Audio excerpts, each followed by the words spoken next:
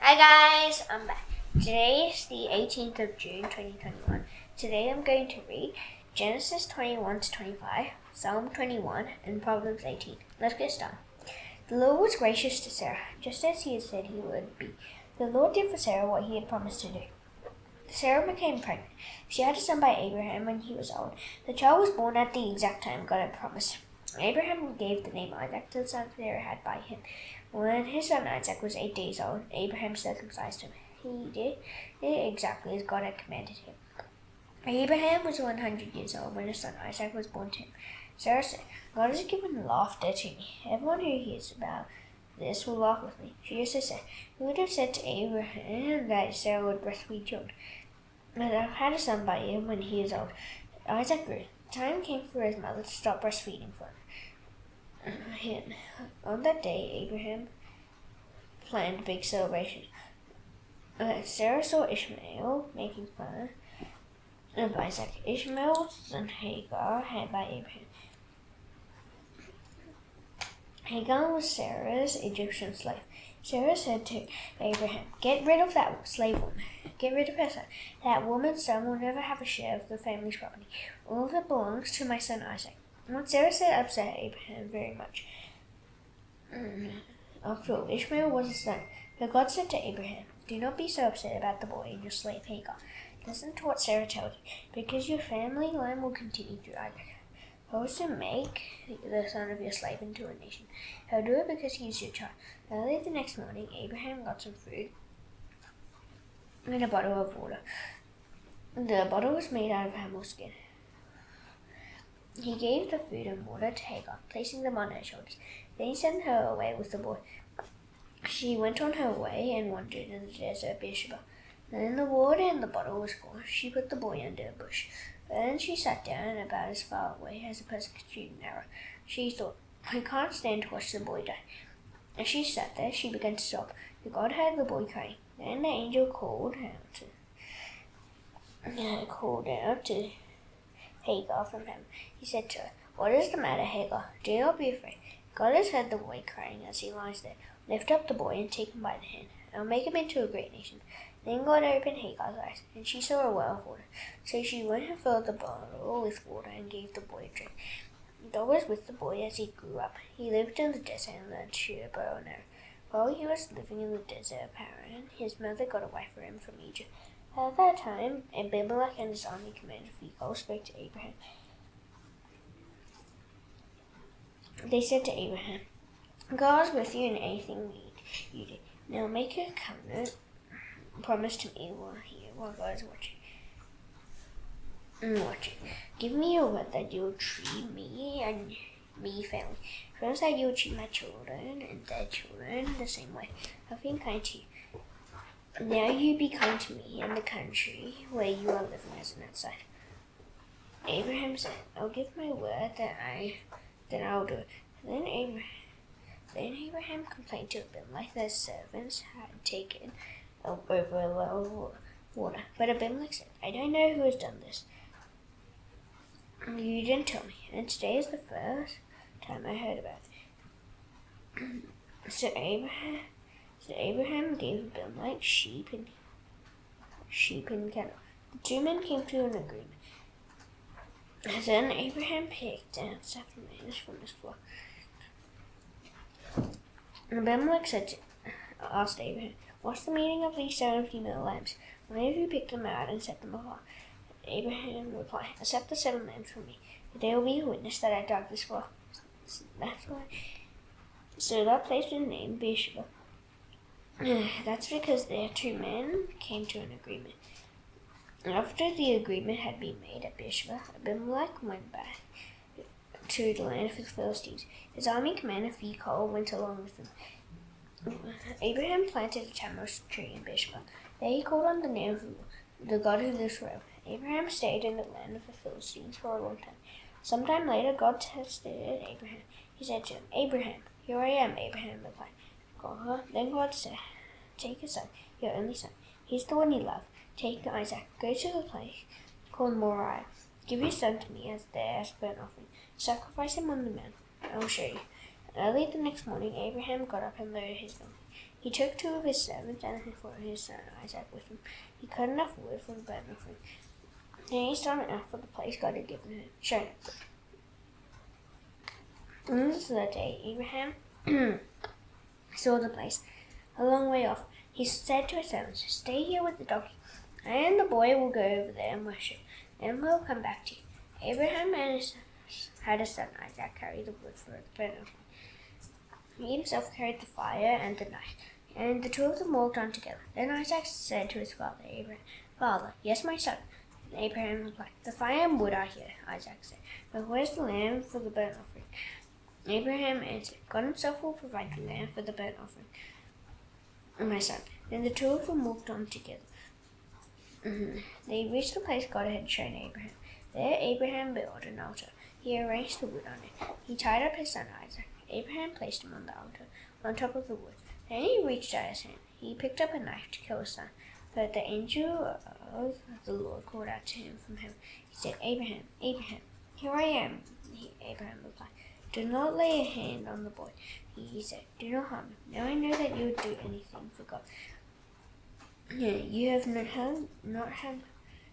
held back from me your son, your only son." Abraham looked around. There in a bush he saw a ram caught by its horns.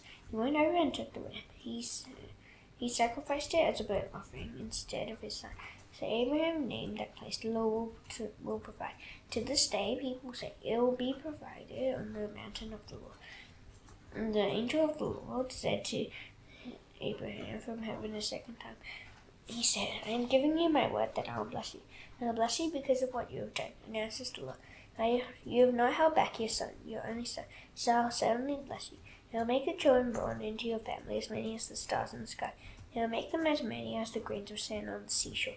They will take over the cities of their enemies. All nations on earth will be blessed because of your children.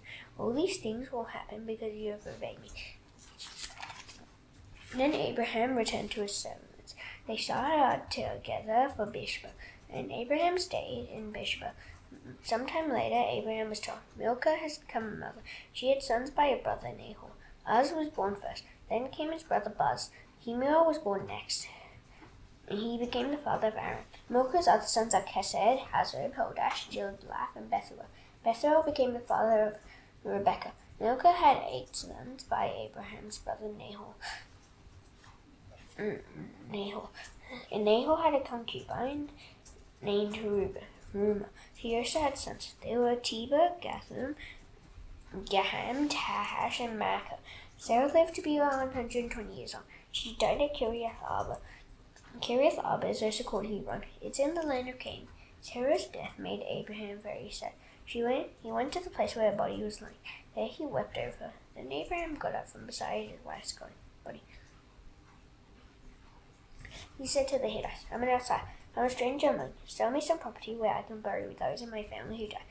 Then I can bury my wife." The Hittites replied to Abraham, "Sir, listen to us. You are a mighty prince among us. Bury your wife in the best place we have to bury our dead.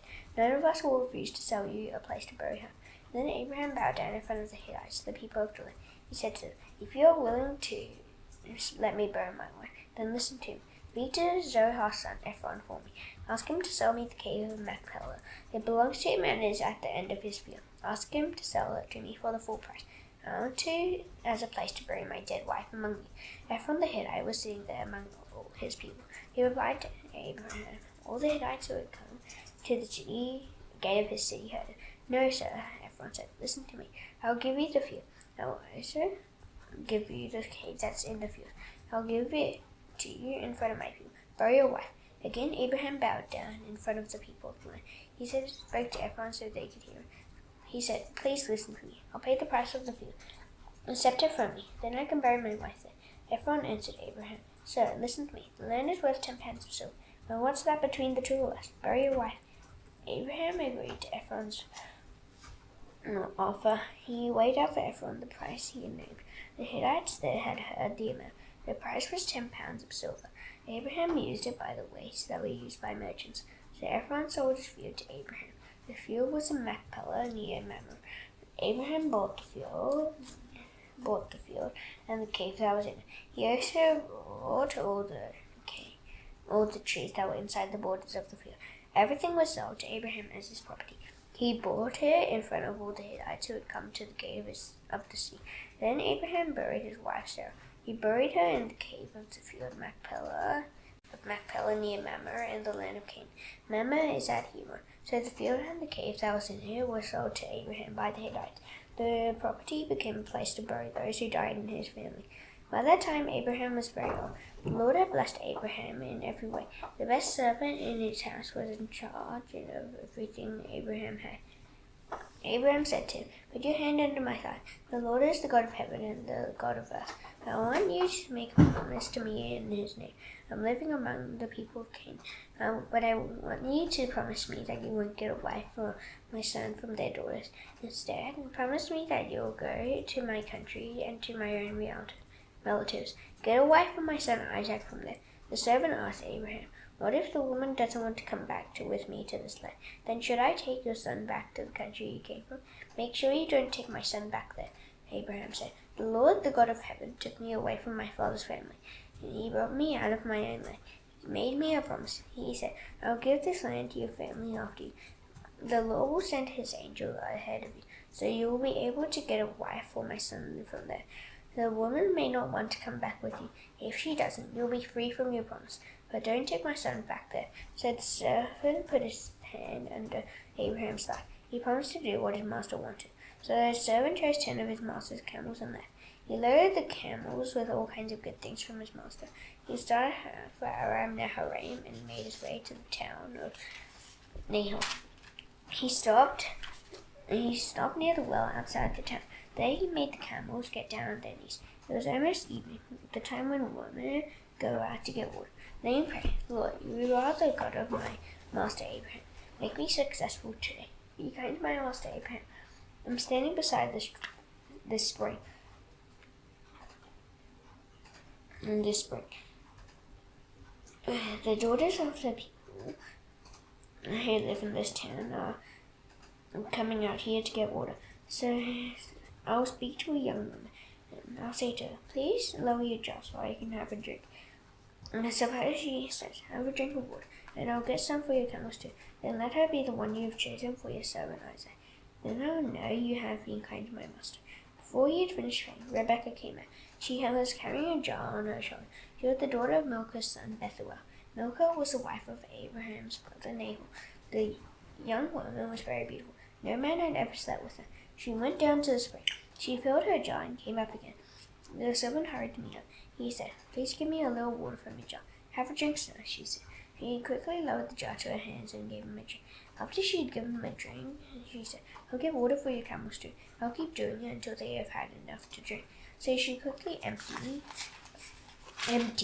her jar into the stone tub. Then she ran back to the well to get more water. She got enough for all his camels. The man didn't say a word. He watched her closely. He wanted to learn whether the Lord had given him success on the journey he had made. The camels finished drinking. Then he took out a gold nose ring. It weighed about a fifth of an ounce. He also took out 2 bracelets. They weighed about 4 ounces.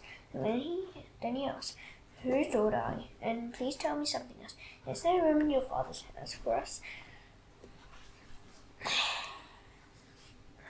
Can we spend the night there?" She answered, "I'm the daughter of Bethuel. She's the son Milcah had by Nahor." She continued, "We have plenty of straw and feed for your camels. We don't have room for you to spend the night." Then the man bowed down and worshipped the Lord. He said, "I praise the Lord, the God of my master Abraham. The Lord hasn't stopped being kind and faithful to my master. The Lord has led me on this journey. He has brought me to the house of my master's relatives." The young woman ran home. She told her mother's family what had happened. Rebekah had a brother named Laban. He rushed out to the spring to meet the man. Laban had seen the nose ring. He had seen the bracelets on his sister's arms, and he had heard Rebekah tell what the man had said to her. So Laban went out to the man. He found him standing by the camels near the spring.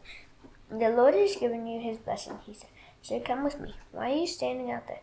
I've prepared my house for you. I also have a place for the camels." So the man went to the house. The camels were unloaded. Straw and feed were brought for the camels, and water was brought for him and his men to wash their feet. Then food was placed in front of him, but he said, "I won't eat until I've told you what I have to say." "Then tell us," Laban said. So he said, I am Abraham's servant. The Lord has blessed my master greatly, and he has become rich. The Lord has given him sheep and cattle, silver and gold. He has also given him male and female servants, camels and donkeys.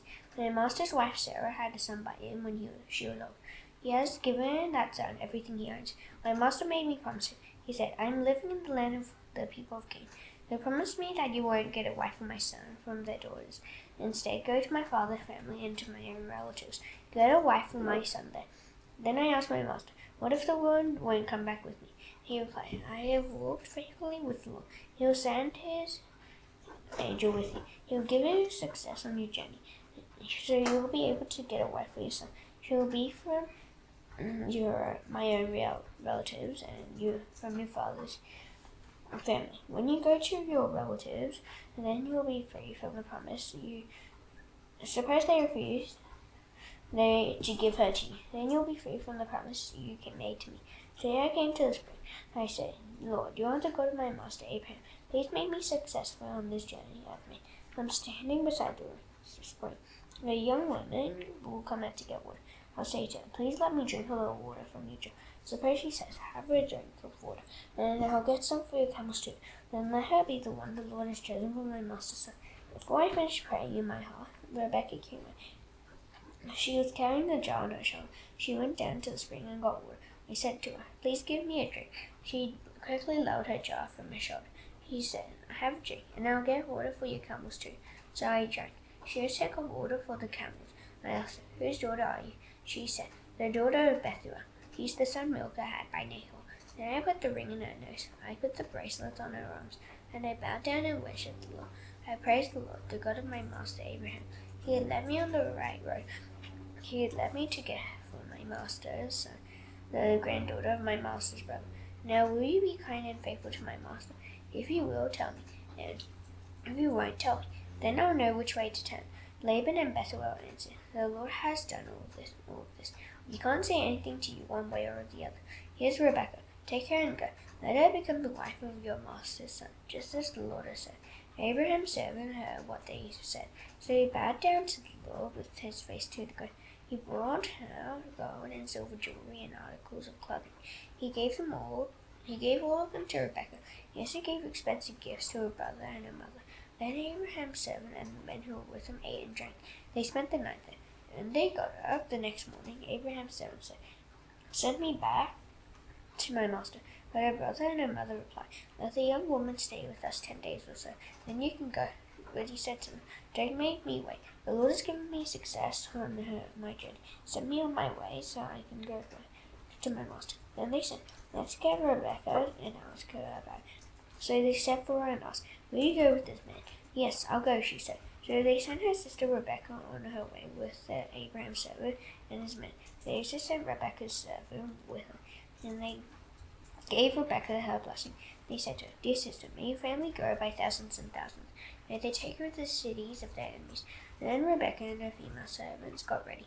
They got on their camels to go back with men. So Abraham's servant took Rebecca and left.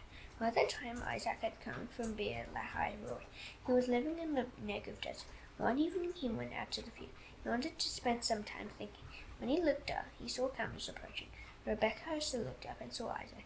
She got down from her camel. She asked the servant, who is that man in the field coming to meet us? He's my master, the servant answered. So she covered her face with her veil. Then the servant told Isaac everything he had done. Isaac brought Rebecca into the tent that had belonged to his mother Sarah, and he married Rebecca. She became his wife, and he loved her. So Isaac was comforted after his mother died. Abraham had married another woman. Her name was Keturah. She had Zimran, Jokshan, Medan, Midian, Ishbak, and Shua by Abraham. Jokshan was the father of Sheba and Dinah. The children of Dinah were the Asherites, the Letushites, and the Leamites. The sons of Midian were Ephah, Hanok, Abida, and Eldah.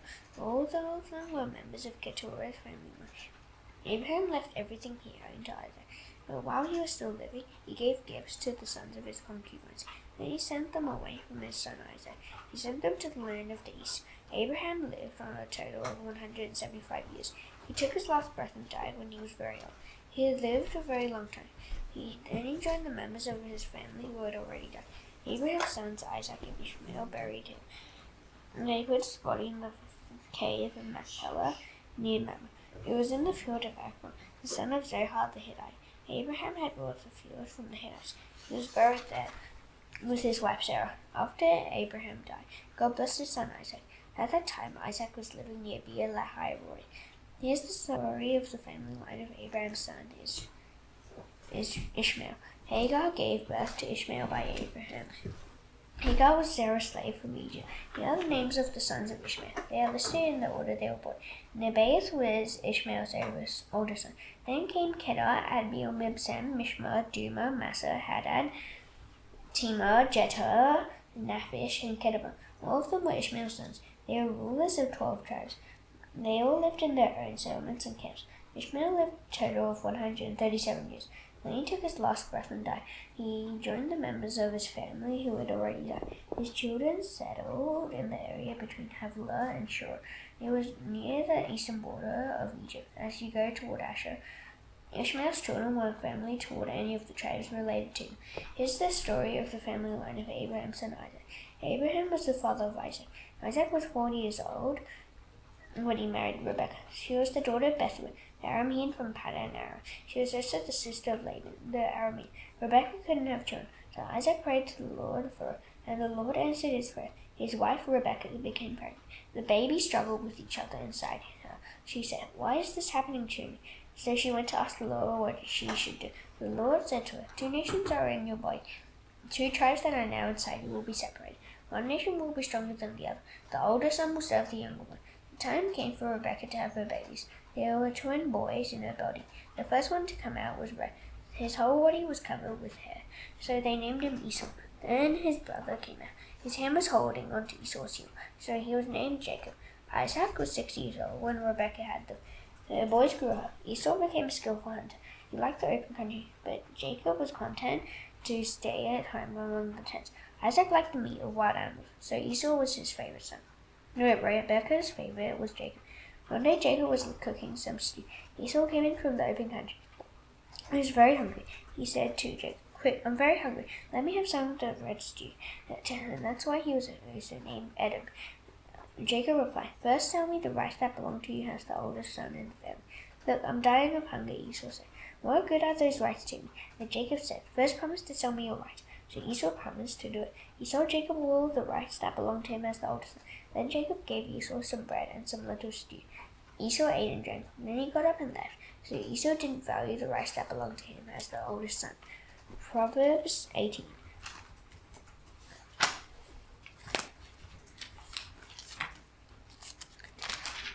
A person who isn't friendly looks out only for themselves. They oppose with good sense by starting fights. Foolish people don't want to understand. They take to line and saying only what they think. People hate it when evil comes, and they refuse to honor those who bring shame. The words of a person's mouth are like deep water, but the fountain of wisdom is like a flowing stream. It isn't good to favor those who do wrong, but they'll keep justice from those who are guilty. What foolish people say leads to arguing. They are just asking for a beat. The words of foolish people drag them down. They are trapped by what they say. The words of anyone who talks about you, others are like tasty bites of food. They go deep down inside you. Anyone who doesn't want to work is like someone who destroys. The name of the Lord is like a strong tower. Godly people run to it and are safe. The wealth of rich people is like a city that makes them feel safe. They think of it as a city with walls that can't be climbed. If a person's heart is proud, they will be destroyed. So don't be proud if you want to be on it. To answer before listening is foolish and shameful. The cheerful spirit gives strength even during sickness, but you can't keep going if you have a broken spirit. Those whose hearts understand what is right get knowledge. That's because the ears of those who are wise listen for it. A gift opens the door and helps the giver meet important people. Being called the first one to speak seems right. Then someone else comes forward and questions him.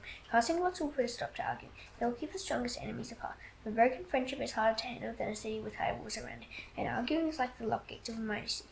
Because of what they say, a person can fill their stomach. What their words produce can satisfy them. Your tongue is the power of life and death. Those who love to talk will eat the fruit of their words. The one who finds a wife finds what is good. He receives favor from the Lord. Poor people beg for mercy, but rich people enter in a mean way. The person with unfaithful friends soon comes to ruin, but there is a friend who sticks closer than a brother. Psalm 21.